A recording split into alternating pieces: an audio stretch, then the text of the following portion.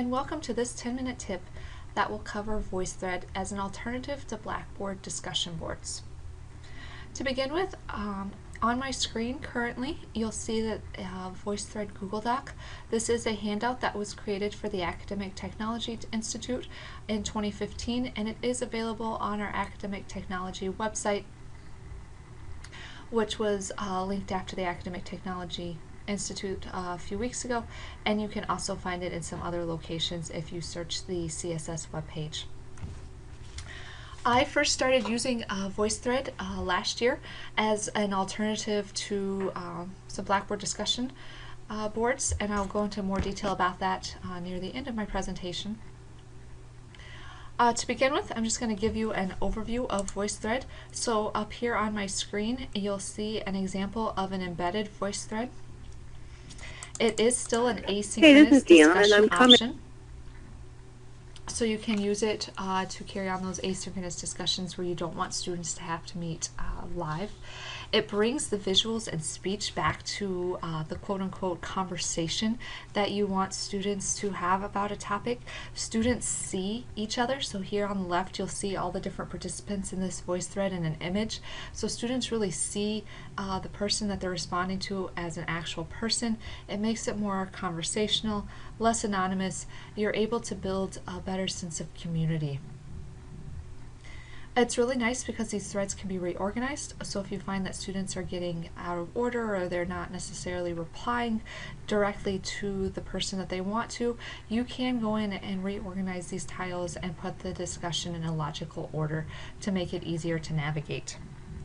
VoiceThread can be used in three ways that I've identified. The first is you as the instructor can deliver a lecture, and you can make it interactive. So you could be this first little tile here on the left, and you could record your short overview of what's on the slide. This can be, as you see, an image. It can be a video. It can be as dynamic as you want it to be. You could then have students have to come in and listen to it, and they have to respond. So maybe you pose a few questions throughout your lecture that you want students to respond to. You can have students do that. So it takes it from being a passive learning experience to being an active learning experience.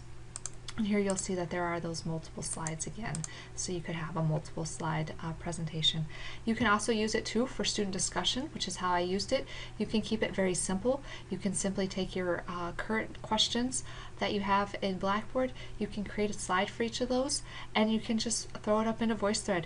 Then as you become more comfortable with the tool and what it can do, you can maybe start to replace some of those question slides with images or videos for students to reply to. And then the third use case would be for guest speakers. So maybe you have somebody in the field that's very knowledgeable on a topic. You want them to give a short presentation, again slide based in some way, that you have them submit to you. You upload it into VoiceThread, or you have them created in VoiceThread directly, and then you have students come in and comment on it. And you can make it a template so you could reuse that guest presentation from semester to semester and always have students going in and commenting on it. So up on the screen you'll see an example, and if I hit play you should start to hear it playing. Hey, this is Dion, and I'm commenting on engaging in So that's an example of an audio comment. You can also have text comments, and then there's also the opportunity for video comments. And I'll show you in a minute an example of VoiceThread from my class so that you can see that in action. So again, there's multiple ways to use VoiceThread, and this is one of the links again in that handout. It's the examples of ways to use VoiceThread. And these are primarily for K-12 classrooms. However, they could all be tweaked to fit higher education. All you need to do is bump up the level of application and make it a higher order thinking skill. Again, you could have, like here on the screen, there's an image. If you're teaching an art, a music, and communication class, marketing, CIS, you could have an image up on the screen that students have to come in and comment about, annotate, describe, critique. You could use it for foreign language practice between multiple classmates where they're coming in and carrying on, again, that asynchronous conversation where they're having to practice their foreign language skills. You can use it to discuss concepts and cases, so maybe you make it a case study. Everybody has a different role that they have to come in and play, and it becomes a really real and dynamic conversation because you're getting that vocal intonation. You can require that video maybe so that you see those nonverbal cues. You can use it for reflections. You could have students create their own so that they're creating a student portfolio, maybe throughout the duration of your course or your program where they're coming in, they're uploading artifacts, and they have to comment on them. So now I want to show you the VoiceThread that I used this past summer. It was a huge success. Again, I had a very discussion-heavy course that I had inherited from a previous instructor. I was tired of listening to 100+ discussion posts or reading 100+ discussion posts. Students weren't being robust. Students were doing that whole throw in everything that they could possibly say about a response and hope that their peers would actually be willing to read a 2-page, 3-page, almost novel of their discussion post, which never truly generated the level of conversation that I wanted it to. They never got deep. They all kind of repeated the same thing in each of their threads, even when I tried to revise the questions so that that wouldn't happen. So what I did was I replaced 2 discussions with an option. Students could either participate in a live Adobe Connect session that took place for about an hour, or they could participate in a 1-week VoiceThread. And I laid it out that the Adobe Connect was shorter, it would take less of their time, but they needed to be somebody that thinks relatively fast on their feet and somebody that's willing to speak up and participate in that live environment. Or if they're somebody that liked more processing time, they're not as willing to step into an ongoing conversation, then the VoiceThread would be their best choice. And I laid out additional expectations for their participation. I ended up having half of the class choose each option. Again, I set clear expectations for both. They needed to bring in additional resources. For the VoiceThread, they had to participate 5 of the 7 days. I really wanted to see if I could get an authentic conversation going, which meant more frequent participation throughout the week. And they had to participate on the first day, and I didn't make it a requirement, but students did anyway, and they all used the audio and video tools, and they used the text tool only as a supplement or when they wanted to put in a really quick comment.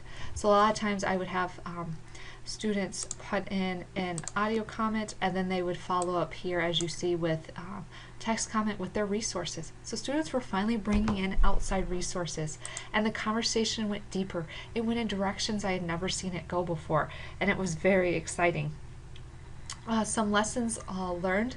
The primary one was that several students didn't realize that this was just slide 1 of 5 and that they needed to come in and participate on all the slides. For that 5 of 7 days requirement, they did not have to respond to every single slide on every day, and in fact students did it, which I think made it a more authentic conversational experience. Students came in and they posted short comments of a minute or less, so that's what also helped to generate that conversation. Students came in and they just made 1 point, and then they let someone respond before they came in and either adjust that comment or added an additional point.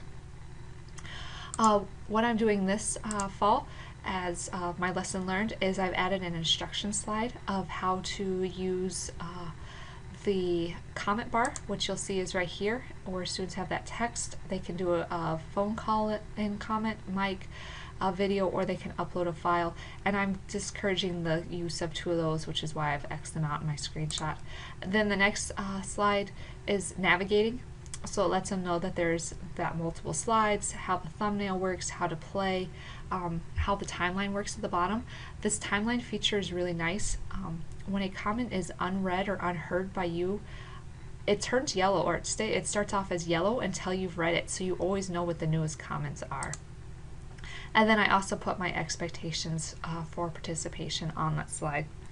So thank you for tuning in for this 10-minute tip on VoiceThread, and if you have any questions, please feel free to reach out to the Academic Technology and Online Learning group.